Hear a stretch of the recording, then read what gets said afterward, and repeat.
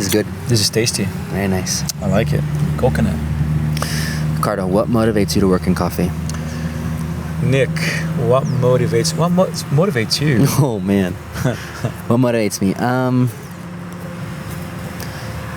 I learn something new every day in this industry. And I meet new people every single day from so many different backgrounds that I feel like there's never a day in coffee that's the same for me. Well, that's amazing because that's something that motivates me as well in coffee.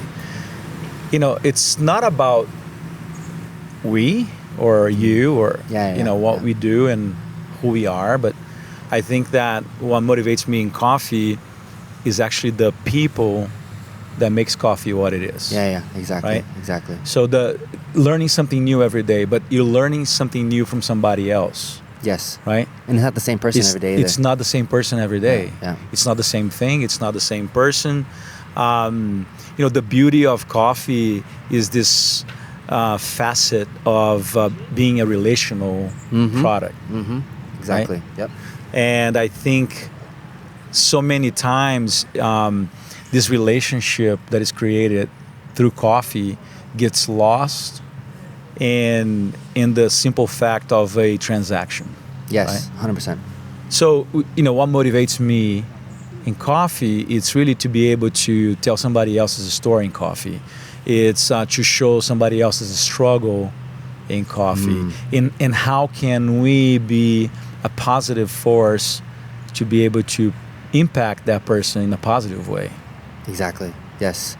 And I think that's also one thing that I learn every day as well, is that everything that I learn is always, I always see not only how many problems that need solutions, but also how I see that as how many opportunities there are every day. Exactly, right? Yeah. I used to joke around with people at Ally that if you don't want to deal with problems, then you shouldn't be in green coffee to begin with, right? Or you shouldn't be dealing with coffee, right? Yep, exactly. Every day there's something to do, something to solve, a problem to deal with. Yes. And I believe that the people that are problem solvers in the industry, they are the ones that are changing the face or changing the fate of our industry, right? Yep. And that's kind of why we're here today and doing this podcast, Rooted in Coffee.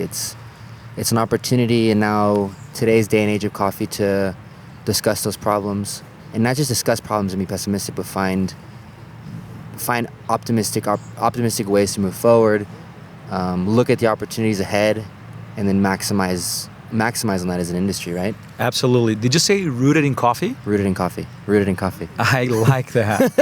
I like that. I think that there's so many great podcasts out there talking about coffee. There are so many great people with coffee podcasts. I think that we want to be a podcast that really deals with some of these struggles that we're talking about, that talk about some of the problems that we face, bring in people with relevant information, and even sometimes people that are not even in the coffee industry, and how they have taken their approach to solve problems in their respective industries. Yes. Getting the outsider perspective as well. Absolutely. And then that can be someone that is doing an amazing work in cheese. Right? Or someone that has an incredible perspective in the equipment world. Right? Yep. And how can we tie all that back to the origin? Yep. Back to the people that are producing this amazing product that is loved all over the world. Yep, exactly. So then off that, who are some of the people or some of the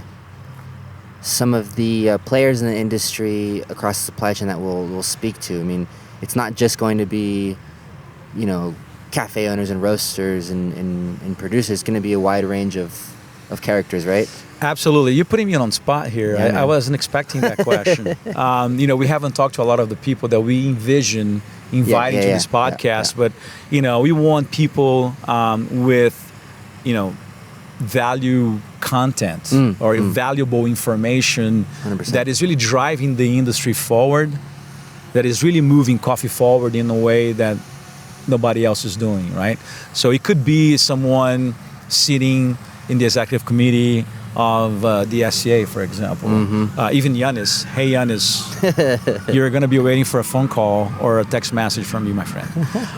Or, people in the machinery industry. Yep. Someone from this amazing wide range of great companies like La Marzocco, Nova Arduino, Vittorio Arduino. Sorry about that. Yeah.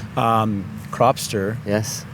People that have relevant content, relevant information that is driving this industry forward. Yeah. Right. Yeah.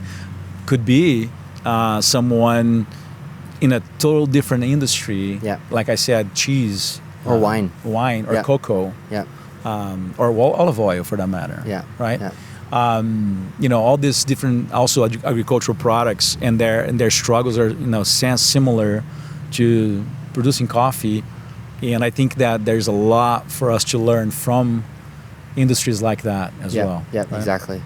And why do you think it's important now though that we do this? I mean, I know for me, being my age and my generation, now my generation is the next generation is going to eventually take over this industry hopefully for the better. Sure. And there's a lot of characters that are in my generation that are really pushing things forward, pushing boundaries. But why for you is it important now to do this and not wait any longer? I think the reason why it's now is because we are seeing so many different changes. Mm-hmm. Not just in the coffee industry, but I think we're seeing changes in the world. We learned a lot through the pandemic.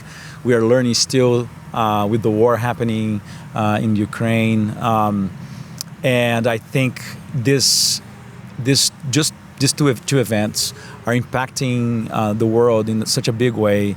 But I also see that the coffee industry is really hungry for good change. I see this new proposed way of assessing coffee and the quality of coffee and the value of coffee as well, going a step further and utilizing preference as one of the ingredients to actually make judgment on that coffee, right? Mm-hmm. So I think there's so much to learn and so much to talk about, and there's this, I feel like there's a younger generation like yourself and other people in the industry that are hungry for to make a positive change. Mm-hmm. Yep. And if we don't create channels and opportunity for people like yourself and other people in the industry, I think we are doing a disservice to our industry. Absolutely. Right? I think that there's so many great people that have been in the industry for 15, 20, 30, 40 years that we can still learn a lot from them.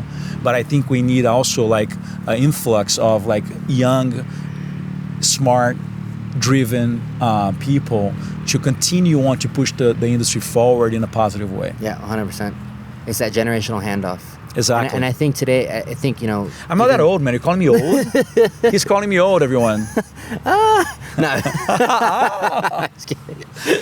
No, but I think also it's setting that we're recording here in Minamihara too, in Brazil, because Anderson is a good example as well as a young producer in the industry who's pushing innovation forward at his farm and being an example and a leader for producers not across Brazil but around the world as well.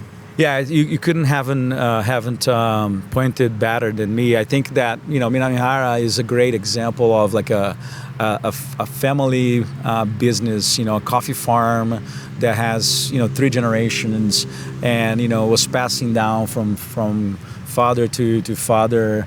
And now to son, right? Yeah. The third generation. Yeah. And when this afternoon we had the opportunity to talk to Getulio Minamihara, Anderson's dad, and learn and hear his passion for organic coffee, right? And this is a 20-year journey that they have been through, and then understanding that Anderson wants to even push the boundaries even further when it comes to organic agricultural practices. It's just like really encouraging, right? And being an example, like a younger guy coming in after his dad's footstep and then saying, hey, Dad, what you have done is great so far, and I think we can even push the boundaries further. And we can do it better. Absolutely. 100%. Absolutely.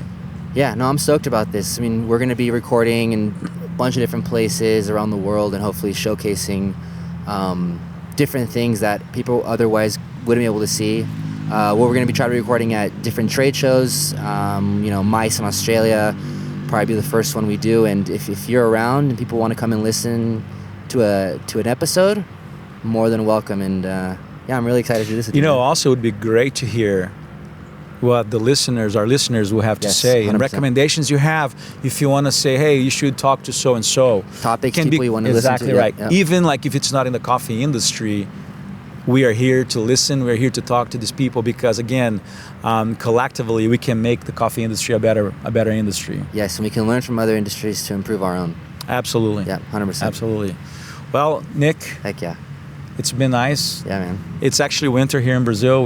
This is the beginning. cold. Is that the beginning of June? Yeah, yeah. And it's a little colder, even though we had some amazing coffee here in the beginning of this recording. Yeah.